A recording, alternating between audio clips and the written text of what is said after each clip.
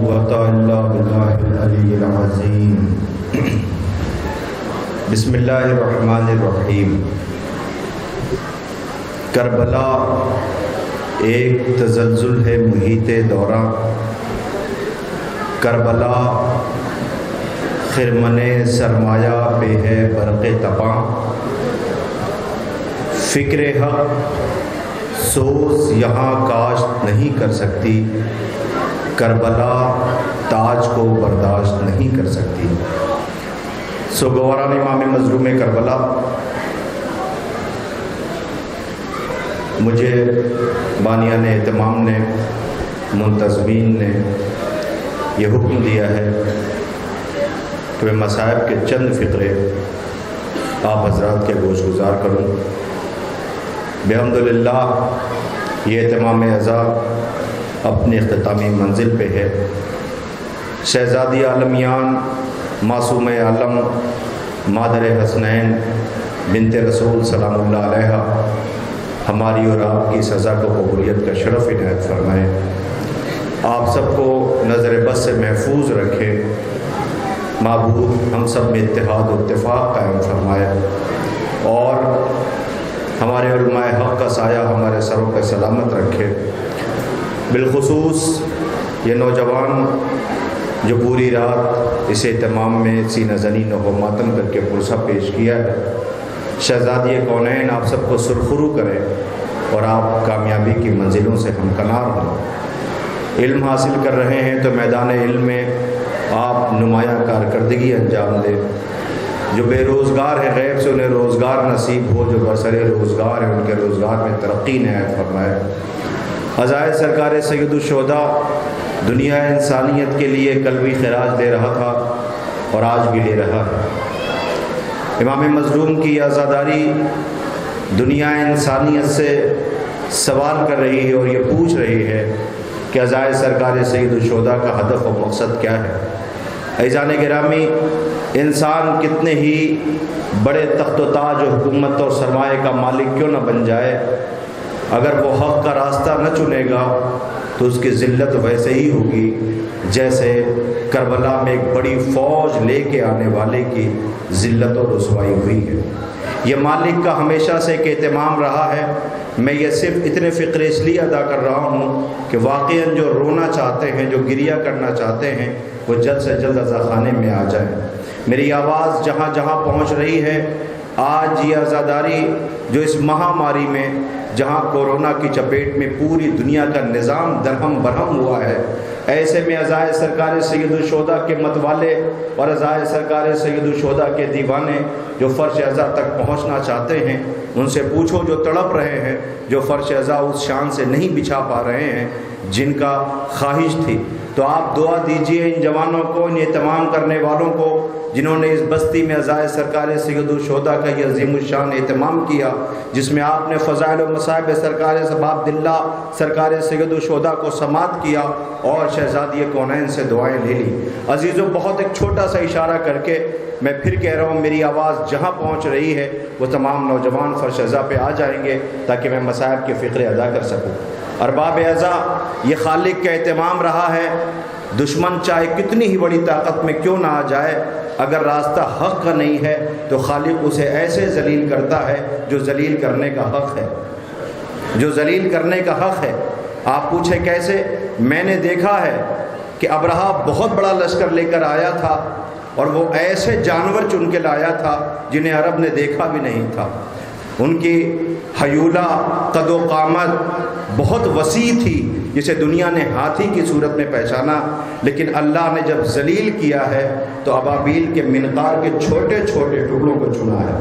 جتنی بڑی طاقت سے آیا تھا پرندہ بھی اتنا ہی مختصر رکھا اور بنا ایسا دیا کہ جسے قرآن نے کہا ایسے جیسے جانور بھوسے کو چبا لیتا ہے، اس کی مثال پیش کر دی۔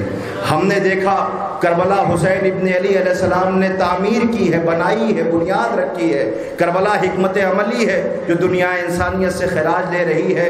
اب آپ کی مجلسی سماعتوں کے حوالے ایک بات کرنے لگا ہوں۔ آپ دیکھیں اتنی بڑی طاقت کے ساتھ یزید فوجوں کو روانہ کر رہا تھا، مگر امام حسین اپنے ساتھ جن اشخاص کو لے کر کے گئے، جن شخصیتوں کو لے کر کے گئے، سب سے آخر میں جو آیا ہے اسے دنیا نے سب سے کم سن علی کی صورت میں پہچانا ہے۔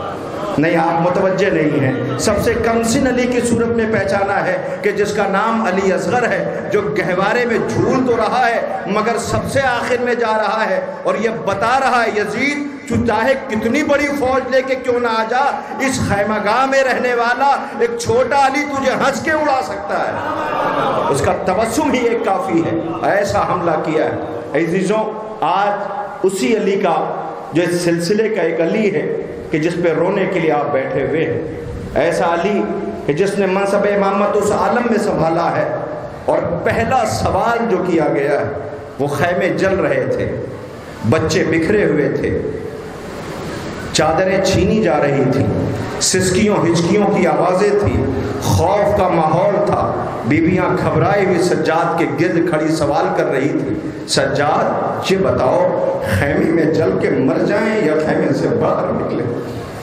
یہ پہلا مسئلہ تھا جو امام سجاد سے پوچھا جا رہا تھا، جو منصب امامت پہ فائز ہوئے۔ سجاد غریب نے آواز یا پی اماں جان کا بچانا واجب ہے۔ آپ ذرا محسوس کریں، میں صرف دو باتیں اور اس کے بعد سرحد مصائب میں داخل ہو چکا ہوں، آپ کی آنکھیں نم ہو گئی۔ ارباب اعزاز، میں کیسے عرض کروں آپ کی خدمت میں، ایک بہت اچھے خطیب مولانا ندیم اصغر صاحب قبلہ، انہوں نے 24 محرم کو امہٹ سلطان پور میں امام سجاد کے عنوان پہ جو مجلس پڑھی ہے، اس کا ایک اشارہ میں آپ کی خدمت میں پیش کر رہا ہوں۔ وہ فرماتے ہیں کہ ممبر بھی چھین لیا گیا، محراب و ممبر چھین لیا گیا، اور امام سجاد کی ذمہ داری ہے کہ سلسلہ امامت کی جو ذمہ داریاں ہیں اسے پورا کریں۔ یہ کیسے ممکن تھا کہ امام سجاد اسے پورا کریں جب نہ ممبر پاس ہے، نہ محراب پاس ہے، نہ درس دینے کے مواقع نصیب ہو رہے ہیں؟ امام کرے تو کیا کرے، مگر اس سلسلے کو آگے بڑھنا ہے۔ کربلا میں دو ذمہ داریاں ہیں امام حسین کے بعد، ایک کا نام زینب ہے، ایک کا نام سجاد ہے۔ آج جو فرش ازا پہ آپ بیٹھے ہوئے ہیں، جس درسگاہ میں بیٹھے ہوئے ہیں، ان دو شخصیتوں کی عظیم ذمہ داریاں تھیں جنہوں نے پہنچایا ہے ہم تک، اور بحمدللہ یہ اپنے منصب پہ گامزن ہے۔ آپ محسوس کریں، زینب شہزادی کا کام تھا امامت کو بچانا، امام سجاد کا کام تھا کہ منصب امامت سے لوگوں تک چیزیں پہنچانا۔ یہ کیسے ممکن ہے؟ زینب بچا کے امام سجاد کو دربار یزید تک لے کر کے آئی۔ یزید تو یہ سمجھ رہا تھا کہ ہم نے سلسلہ امامت کو ختم کر دیا، مگر دیکھو میں امامت کو یہاں تک لے کر کے آئی ہوں، اور پہلا مسئلہ پوچھ کے بتا دیا کہ یہ امام ہے۔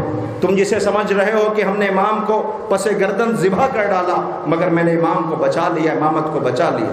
اب امام سجاد کی ذمہ داری، جلدی سے دو باتیں کہہ کے گزر جاؤں گا۔ امام نے مسلح سنبھالا، آنسوؤں کی فوج تیار کی، آنسوؤں کا قافلہ تیار کیا، جس نے قلوب مومنین میں قحط سالی برپا کر کے لوگوں کے اندر ذمہ داریاں دے دی۔ ورنہ زینب تو اسی وقت شہزادی کو مر جانا چاہیے تھا کہ جب لاشیں پڑی تھیں کربلا میں، مگر زینب شہزادی جو اپنے ارمانوں کی لاش پہ کھڑی ہوئی، حسین غریب کی ذمہ داریوں کو دنیا تک پہنچا رہی تھی، اس قربانی کو پہنچا رہی تھی۔ امام سجاد مسلح پہ، امام سجاد کا دو طریقہ تھا۔ ایک طریقہ تو یہ، آپ غلاموں کو خریدتے تھے، کچھ سال اپنے پاس رکھ کے انہیں آزاد کر دیا کرتے تھے۔ یہ سمجھ رہے تھے کہ ہم نے امامت کو محدود کر دیا، ہم نے امامت کو کمزور کر دیا، امامت کو مجبور کر دیا۔ لیکن امامت کی حکمت عملی دیکھیں، امام سجاد غلاموں کو خریدتے تھے، چند سال اپنے پاس رکھتے تو پھر آزاد کر دیتے تھے۔ اس تربیت گاہ سے درس پانے والا غلام جب شہر شہر گلی گلی جاتا تھا، کسی کو غلط وضو کرتے دیکھتا تھا تو ٹوک دیا کرتا تھا۔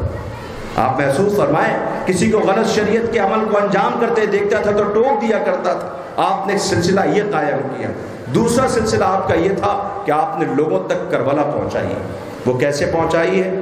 امام جس گلی سے گزرتے تھے، جب کوئی قصاب ذبیحے کو ذبح کرتا تھا تو امام پوچھتے تھے کیا تو نے اسے پانی پلا دیا تھا؟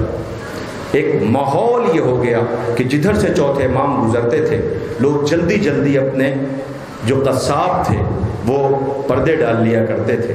اگر کوئی نیا شخص آتا تھا اور یہ پوچھتا تھا کہ تم پردے کیوں گرا رہے ہو، وہ کہتے تھے زین العابدین آ رہے ہیں، علی ابن الحسین آ رہے ہیں۔ پوچھتے تھے تم نے پردہ کیوں گرایا، وہ کہتا تھا ابھی دیکھ کر کے رونے لگیں گے۔ کیوں روئیں گے؟ کہ اس لیے کہ وہ کربلا یاد آ جائے گی۔ وہ پوچھتا تھا کربلا میں ہوا کیا تھا۔ آپ دیکھیں امام سجاد نے کیسے کربلا لوگوں تک پہنچائی ہے۔ ہر آنے والا قصاب کی دکان پہ جو نیا شہری ہوتا تھا وہ پوچھتا تھا کربلا میں کیا ہوا تھا، تو اس تک کربلا پہنچائی جاتی تھی۔ یہ امام نے ایسی بنیاد رکھی ہے۔ سلام ہو ہمارا سید سجاد زین العابدین پر۔ ابھی کوئی انجمن نوحہ پڑھتے ہوئے اس نے مصرے کو پڑھا کہ کربلا کے بعد بھی تم سید سجاد ہو، دوسرا ہوتا تو کہہ دیتا خدا کوئی نہیں۔ سوگواران امام مظلوم کربلا۔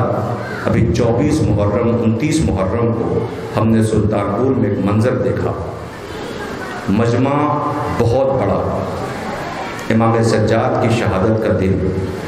ہم یہ سمجھ رہے تھے کہ امام سجاد کی شہادت کا دن ہے، پردہ ہٹے گا، لوگ اپنے کاندھوں پہ تابوت لے کر کے آئیں گے، لیکن میں نے عجیب منظر دیکھا، اندھیرا تھا، مشالیں جل رہی تھیں، لوگ اپنے کاندھوں کے اوپر شبیہ بستر بیمار کربلا لے کر کے آ رہے تھے۔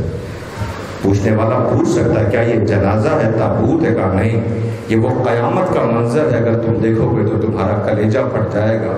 ایک مجبور پھوپھی اپنے پشت پہ اپنے بھتیجے کو لیے ہوئے امام وقت کو خیمے سے باہر نکل رہی، ایک 4 برس کی بچی جس کا نام سکینہ ہے، جو سرسٹیاں لے کے سہمی ہوئی کبھی فرات کی طرف دیکھ رہی ہے، کبھی نشیب کی طرف دیکھ رہی ہے۔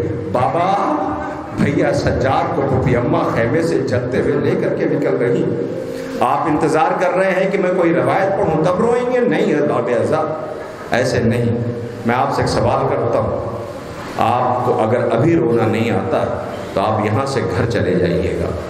گھر جب جائیے گا تو آپ کی پردہ دار بہنیں بیٹیاں اس کہیں نہ کہیں بیٹھی مجلس میں بیٹھی ہوں گی، جسے رونا بھی تک نہیں آیا اس سے عرض کرو گھر میں جائیے گا تنہائی میں، اور جا کر کے چراغ گل کر دیجیے گا، اندھیرا کر دیجیے گا۔ دیکھیے گا وہ چھوٹی بہن کی کیفیت کیا ہوتی ہے۔ وہ چیخ کر کے کہے گی بھیا اندھیرا ہے میں مر جاؤں گی، بھیا اندھیرا ہے میں مر جاؤں گی۔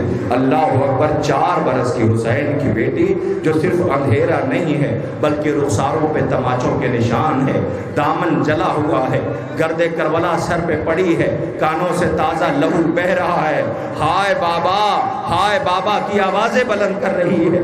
سجاد غریب نے یہ منظر بھی دیکھا ہے۔ سوگواران امام مظلوم کربلا، میں اس منظر کو عرض کرنے لگا ہوں کہ جلتے ہوئے خیمے سے پھوپھی اپنے بھتیجے کو اپنی پشت پہ لے کر کے آ رہی تھی۔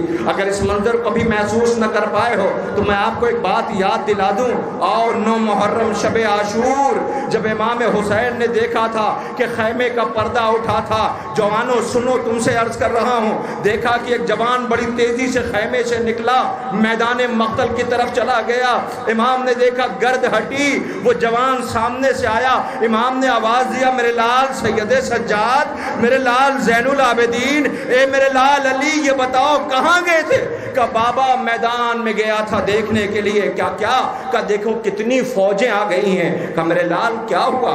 کہ بابا خیمے میں بہنیں باتیں کر رہی ہیں کہ فوجوں کا ہجوم بڑھتا چلا جا رہا ہے۔ اللہ میرے بابا کی خیر ہو، بھائی سے یہ گوارا نہ ہوا، بھائی گھوڑے کی پشت پہ سوار ہوا، میدان مقتل میں گیا، لوٹ کے آیا، خیمے میں چلا گیا۔ آواز دی میرے لال سجاد، پھر سوچا کیا ہے؟ کہ بابا صبح تو ہونے دیجئے، سن لیجئے سوگواروں جو روایت کا انتظار کر رہے تھے، بابا صبح تو ہونے دیجئے، کیا کرو گے میرے لال؟ کہ بابا ایک طرف بھیا سجاد، ایک طرف بھیا علی اکبر ہوں گے، ایک طرف چچا عباس ہوں گے، ایک طرف اونو محمد ہوں گے، ایک طرف میں رہوں گا۔ پھر دیکھتا ہوں میرے بابا کی طرف نظریں اٹھا کے دیکھتا کون ہے؟ ارباب اعزا جب خیمہ جلنے لگا، زینب جلتے ہوئے خیمے سے سجاد کو لے کے نکلی، مقتل پہ نظر پڑی ہوگی، ہائے سجاد کو یہ دن بھی دیکھنا تھا۔ مولا ان آوازوں پہ رحمت نازل کرے، کوئی غم نہ دے سوائے غم امام مظلوم کربلا کے۔